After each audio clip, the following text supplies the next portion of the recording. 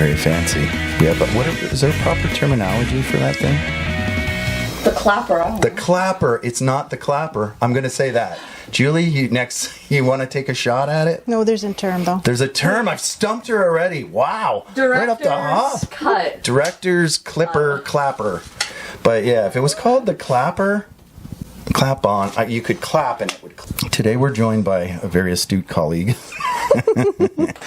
Now, can I call you your name? Yeah. Your real name? Like, okay, you'll have to put a blur. We'll have to have her sign the consent form. Julie Sando from Windsor, Ontario, works with me for now.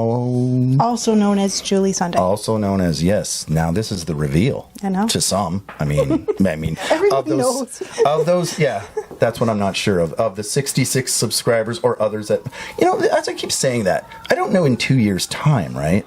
You can't think what if all of a sudden something went viral within the next year and then you were being seen by tens of millions of people. I'm taking a chance. I know, you might. Or it might be viewed by one stalker, nutcase. Anyway, I don't want to. We're the Stay Groovy podcast. We try not to, as much as Emily forces it upon me, we try not to go into the dark side. Like Emily, I'm like, hey, stay groovy, and we're going to do no politics, and we're going to keep it light and make it. And then what do you bring up? The end of the planet, like Armageddon during one thing. I said, this isn't really groovy. I don't know. We tried to stay groovy. We try to stay groovy, but then I've clarified now, we've changed it up a little bit, that we're still realistic, that we realize that the world isn't perfect, right? We're not like hippies or... and that was kind of your intention with this podcast, is to give people an outlet that is something light. Yeah, and then mostly just to... Just let me shine. No, I mean, just make me look cool. That's it. Just give me some sort of cool energy. And if I somehow speak, you can attest to this though, as a teacher, if you can just kind of get across to even one person. Like that's a microcosm. Little knowledge nugget. Yeah, that someone maybe didn't know. Do you know? Yesterday I watched most of those short little videos that you watch, whatever. One went of a guy who put a thing that you can dry your running shoes without making them like a bunch of noise. You close the door on the laces, and then it just is at the front, and turn it on silent. It kind of blew my mind. Because I wouldn't, I have kicks, as you know, some Converse now that I will once in a while wash. And I'm like, putting them in the dryer is just like, you're talking 45 to an hour of clanging and blanging, and it's annoying. I mean, especially people that are doing their laundry like 2, 3, 4 in the morning, like myself. Anyways, okay, so today's topic, if you will, we don't have what's the word? I guess we'll go back and forth. And the topic is basically guilty pleasures, but Julie's going to touch on some guilty genres. Is that about right? That's how I understood it. Okay. All right. This is us with titles. We put up a bullseye and a dartboard and just throw it, and then it becomes something we title afterwards sometimes, and we just give you a framework. Talk about disco and yacht rock. And of course you can. Yeah, you can talk about you can take it further if you want. You can go how about krautrock? I don't know that I have much to say. Oh, yeah. That's the next one. It's pretty much all you got to say is Kraftwerk, and that's it. I mean, afterwards there's some other ones that we'll think about it. That could be a good one actually, because you would. I bet you'd like more krautrock. I just don't think you know enough of them. And it's possible, because I don't either. There's a band. I would study up. I'm trying to forget their name. It's something like Gobschlat or something. Gobschlat? No, it's like that. Google it. It'll come up, or we'll come up with it after. But Gobschnitt or something. I've only had 2 or 3 of their records in the 15 years, but everyone at a time when it comes in, it's really enjoyable, and it's a prog thing. But they're, I believe, German. But I could be wrong. They might be Gobschnitt. Are they Krauts? Krauts, the krautrock, so obviously, yeah. Well, all right, so Gobschnitt sounds probably more right. Anyway, I like them, every record that I've heard of them. And I'm going to psychedelic rock with hard rock. That actually doesn't sound terrible. But it's prog rock, though. Krautrock. in the beginning we were talking about what are krautrock rock. They are classified as krautrock rock as well. So anyway, sorry to get off the beaten path, but that's what happens around here. Do you want to go to yacht rock? I do. From krautrock? Yeah, I think that's a good segue. Yeah. Krautrock, yacht rock. So there's snot rock. There's this website that I became aware of a few years ago called Yacht or Not. Yacht or Not. And it's spelled like yacht with like N. It's good. The cat's chiming in. Yeah. I like it. So if you're not sure if some music you like is technically yacht rock or not, you could go to Yacht or Not. Right, and that's why you brought up Steely Dan. Steely Dan. Okay, I didn't understand. Steely Dan is at the top of the list. Steely Dan is the basically if you know, if Heavy or Led Zeppelin is the classic hard rock band, then Steely Dan is right at the top of the yacht rock fame. You know, people make fun of yacht rock because it's too smooth. It's like for sailing your yacht. It's music for sailing your yacht. And it's not going to stress you out. It's actually perfect for stay groovy. I find it's funny for me. I'm like, I can't really. It's a tough one for me because some of them, I really like them. I do too. And that's why it's a guilty pleasure. Right. But some of them I do hate. Okay. And I did mention, How are you on Ambrosia? Because they're on the list. I am like, if I had an Ambrosia T-shirt, you would wear it? I would wear it with pride, and I want to get one now. I kind of want this record, but you should take it. Like, no, two things. I'm torn. Number one, it doesn't come in that often. I don't know why. It had a huge hit. Well, okay, the huge hit is huge is a low. Biggest part of me. Right. It's beautiful. It is an amazing song, and when you hear someone, it's fucking touching as hell. Put on a link, or I will later, Emily. And I don't know how anybody could not like it. If you put a link to, those videos where people are watching it hearing it for the first time, and often they'll put they'll put Dark Side of the Moon with someone who has maybe never heard it before. Yeah, type of thing, you and could then do vice that with versa. Ambrosia. Someone did there's a couple videos, and it's pretty. People are welling up. The one heard it. Maybe I should listen to it now. No, the one was a singer, a trained singer, and just wanted to. She kept saying, "Oh yeah," what she would use singing vocalist terms in order to say, "Oh, he's really young. This guy is almost like he's classically trained." Probably and here he's a pop singer, and it made you listen and understand a little more of what he was doing and why that song just grabs you in the cool yachts, if you will, and makes you feel something. It's his voice with the right notes, but. Yeah, I'm down with Ambrosia, way down. But I knew so there's days when I want a song that makes me feel something. Yes, and even if it's simple terms, I don't give a shit. If it's sometimes just some of the, it doesn't always have to be like that I don't like the word creative, but sometimes there's songs that just have like a certain feel, but the lyrics can be extremely, I'm going to say, not basic, but shallow. Shallow. That's what I look for. I don't know. I think there's a better there's word. There's definitely some yacht rock that's just too smooth. Like there's just no edges. Like it's just cringe. Right? And its smoothness. Then there's a few like Ambrosia and some Steely Dan that I defy people to listen to that and not tap their toe. A song that comes to mind, of course, because of its term, yacht rock, is Sailing Away. Okay, here's the thing. I know I'm the same way about it, but what you have to do at just one point is, as much as Christopher Cross, it's so, I don't know, it's just kind of pappy. It's very poppy, pappy. It was a pretty big hit for him, but it's almost, what's that? It's like a genre of music that's just soft rock, I guess. But anyway, the thing is, watch him on Howard Stern. Oh yeah. It's a great interview, and he sings the song, and you can appreciate this man's voice is so high. I don't know what the pitch, I don't know music terms like that. It's not falsetto, but he's just beautiful, and he sounds like, there's guys that can't, they're screaming and they don't sound the same. He's in the studio, first of all. Let's not set up for, whatever. I'm sure it's a good studio. It's Howard Stern. But anyway, he sings the song and you're just like, wow. It's pure. It's not only is it pure, but it's even better than listening to the record, because you see his passion, and he also last I'm going to say about Guilty pleasure. sailing away. There's more. It's not what you think. There's a Oh. reason for that song, and it's much darker than you might think. It's an interesting interview. Christopher Cross and Howard Stern. I think it's an interesting genre just for that. The fact that people might dismiss it as Yeah. being like too pappy. Yeah, well, And that's and then I brought George Benson, who is like, this is like one of the records I got from you recently. yeah. And I'm like, this is a damn good record. And you're like, I know, but you sell it for $6. Right. That's part of the thing, and that's what I was going to say. Sometimes Why people. is this excellent record $6? It's because it's so readily available. There's just so many copies, right? That his biggest, most commercial success, probably. I think he has had a very long career, and Yeah. like, this is like going Breezing. into 79, 80, and like a lot of musicians lost their way. You know, Well, 1980.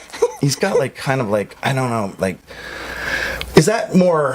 I don't know. I haven't listened to it's that smooth. enough. It's oh, smooth. It's smooth. But it's But then he's got like a different yeah. kind of more raw, like earlier, and when he was Yeah. with the quartet, I don't know that. So of course I'd like that, but you know what I think that's part of for me. My problem sometimes is I put a sort of like that. The problem with that is I see it too much, and I can't sell it for a lot, so it doesn't. It doesn't, and it's wrong because it doesn't matter what you sell something, whether it's be for $1 or 100. If it really you get something out of it, fantastic. I love And that. that's why you never don't discount. Check out the dollar stuff now It's and also then. on the yacht rock list. Oh, well, there you go. Yeah, everything's yacht rock. I also think it's really funny that you have a crate that has yacht rock in it because you're in LaSalle. Like if any record store ever Should have one. have a Yeah. yacht rock Across from crate. Yeah, there's marinas. There was one directly across from us, but now it's the event center. Should I throw one out there? Yep. All right. I feel like that sounded a little like sweaty balls, didn't it? Like the way I said that, it was a little sweaty-ish. Thank It's a you. hot day. Yeah, Yeah. honestly, I think we hit almost 90. It was hot out. Sweaty records. I'm gonna do sweaty records. I'm gonna start with not something so embarrassing. Oh no, they're all embarrassing. But that's why that's guilty pleasures. I took it serious. So I'm gonna start with everything but the girl. More, Where am I going? There you go. Here? How's that? Yeah. Everything but the girl. Yeah, great album. Sorry. And it's embarrassing to Why are say. you sorry? I'm It's a great sorry album. It's a great album. because Stand it's by it. everything but the girl. It's like a man can't always like what's that thing?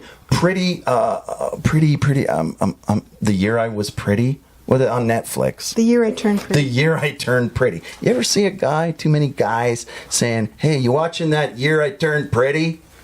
This to me reminds me of that, but here's the thing. I'm past it because I'm 56, and it wouldn't even matter. I was still pretty much the same in my 20s. I had all sorts of different kind of wanting to listen to things, and even if they weren't like masculine, like some guys feel like it's if I'm not, I'll only admit to liking Manowar. There are those guys. They're getting lesser though, and in fact, I've seen some of them involved, like Steve. I won't name his last name, but total metalhead. But now he's into all different Jazz. things and jazz, and it's kind of funny. So we all have sort of a journey, if you will, with music. Everything but the girl. I don't honestly know. I can't name the songs or whatever. They had one hit, I believe, on that record. The only reason I think I still have it is I basically the cover's not that great, and I always kind of hide it a little bit at the back of a section that is called Sophistopop, and I'm going to use Sophistopop as my I think Come guilty. Home is the hit. Okay, Which we'll is- have to. it's- We can figure it out later. It's kind of a love song, right? Come home, like Yeah. like baby, come home. Let's make up. And let's like. And make I don't up song. remember now, but it's not just that one song though. The whole album has a vibe to it, it does. and Sophistopop, not necessarily this one, but sort of the quick 10-second what it is or whatever. As a genre? As a genre, yes. Sophistopop is bands like, I'll give you an example, Blow Monkeys. People don't know who the fuck they are. So, the Level 42, to some degree, I'm trying. Oh, Swing Out Sister. I'm forgetting so many, but it's basically it's pop music, but sophisticated obviously is part of the what word. year would you say? 80s, very short term, like in the mid to late 80s, I'd say, and then it was done. It was a period that you saw all sorts of bands incorporating basically horns. Not always, but most of the time there's horns involved with a pop song. And it's just like Scritti Politti as well.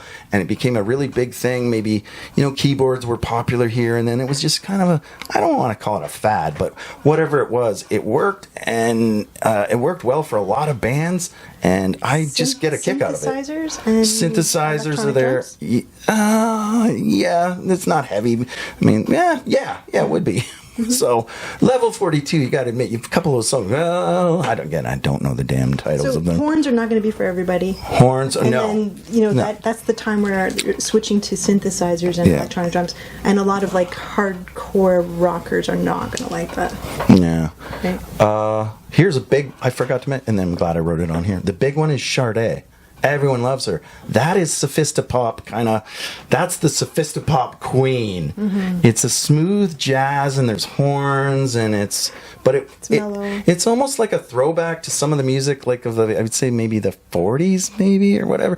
Like, but yeah, that's the sophista. Yeah, sophista part, and then in the 80s pop, and it was kind of syrupy, I suppose, but still has a little more brains, I guess. Can I jump in? Yeah, like sure. Because that leads me into disco. Because like the electronic parts of it, like if you rank disco, I think is I don't know. Let me ask you one question. Then if you had to rank your top 50 disco songs, would Disco Duck even make the cut? No. See, one of the top ones for me is Amy Stewart's "Knock on Wood." Great song. Which also there's a video on the internet, which is one of my very favorite things on the internet. And it's like a music video before music videos existed. And it's Amy Stewart in this outfit, which is amazing. And she's dancing. She's an amazing dancer. Are you okay there? I'm all right.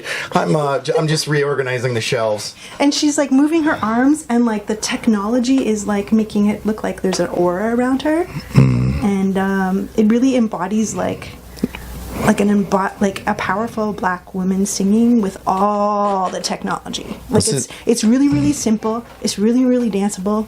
And the song, I'm sorry to be a bit of a teacher here, but "Knock on Wood" is like a cover, and it's a cover of a guy singing like, "I gotta knock on wood because I am a lucky person. I have the best lover in the world." So a man sang it about a woman, and so for her to say, "Knock on wood, I got the best lover," is like freaking powerful. Yeah. And she just fully like goes for it in this great outfit. And then the video with the technology, like the aura around her, I'm like, yes. She was kicking ass. Kicking ass. She was like, before her, well, obviously, people are going to compare her to modern, like Destiny's Child and that kind of thing. But and like disco is like had its time, and then it died a terrible death. Yeah. But it didn't really die because it's now EDM. Right. Right? But people love to hate disco.